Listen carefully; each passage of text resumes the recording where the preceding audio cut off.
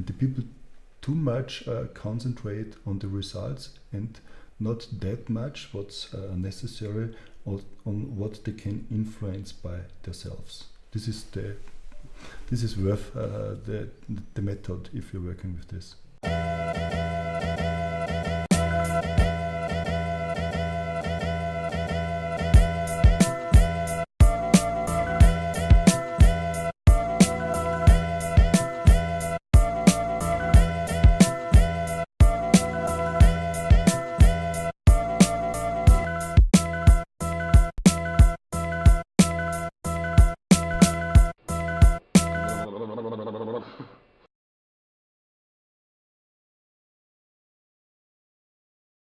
When do you start in the morning?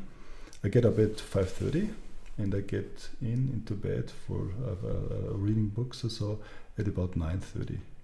So I need 7-8 hours sleep like a child.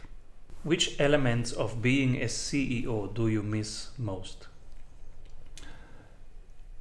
I would say, like before, be an authentic leader, unafraid,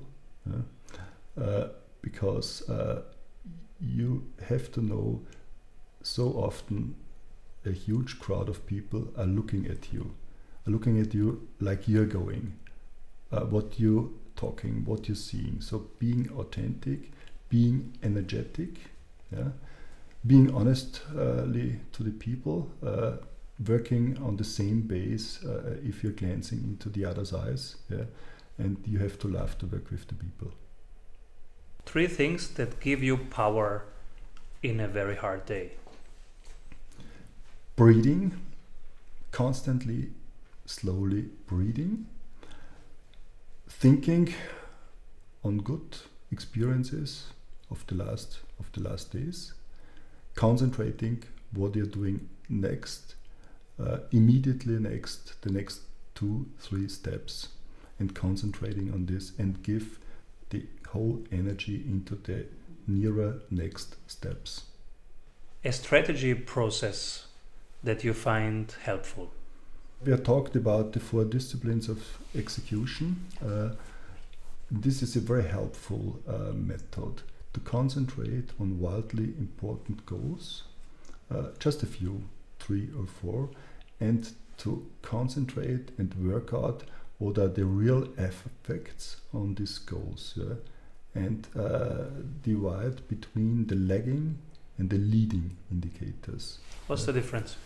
The lagging indicators are indicators you have to know, but you can't count and measure this. The leading indicators you can measure every day. You can easily measure these indicators. You write it down on a flip, you make groups, they're sitting together for big sessions, let's say every Friday morning for a cup of coffee, 10 minutes, and making a dot on the line. And they have to report what has been the last week's indicators and how was their result. So you're always concentrated on the picture of the result. What are some helpful metrics you did find out? What's helpful? If you say you want the turnover in this month, let's say by 100 or 200, that's fine, but you can't influence this. For the selling people, they can influence how often they are together with the customer. 1 per day, 3 times per day. This is what they can count. The selling figures are the result. And the people too much concentrate on the results and not that much what's necessary on what they can influence by themselves. This is worth the method if you're working with this. What's a guilty pleasure? A guilty pleasure.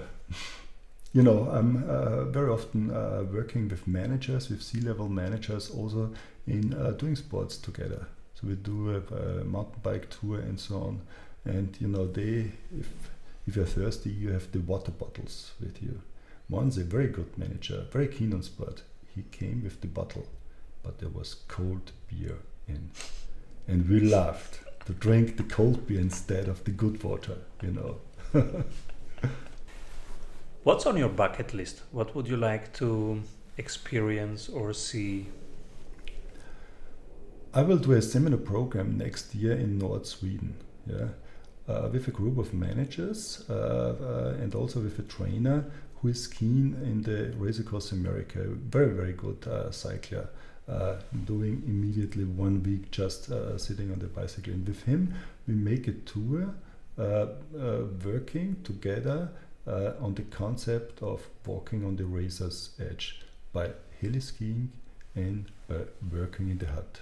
And then we want to mix up, and then we want to earn out of the group. Can you tell a little bit about the concept of the razor's edge?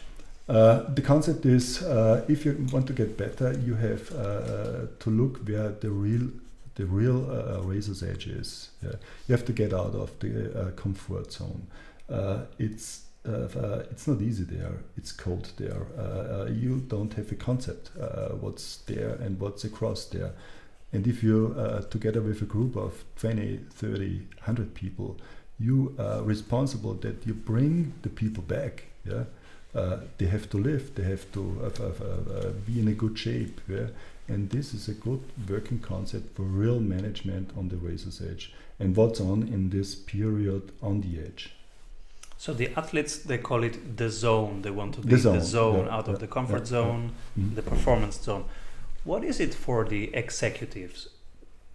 How do they get there in this zone? Yeah, I would say a real good executive has to working with the zone, stable the zone, and shift the zone a little bit up. Yeah, so the new zone is your real zone, and the old razor's edge now it's no razor's edge for him and the team. Yeah, and that's what's the real fact is for good developed organizations. Yeah, they have to shift the zone of the razor's edge.